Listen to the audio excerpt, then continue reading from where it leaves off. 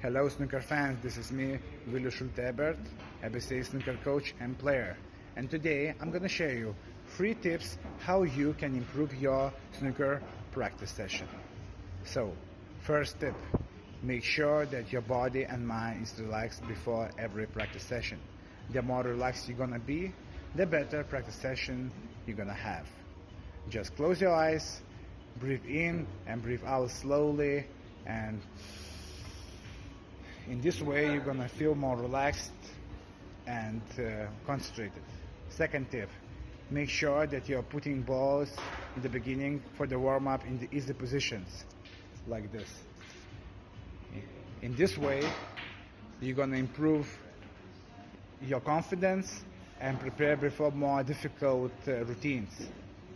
And third tip, make sure that you have a goal in every practice routine. For example, if your highest break before in the lineup was 48, make sure that you are putting yourself a goal like a 50 break. If your goal in the match is 25, make sure that you are putting a goal like 32 points, for example.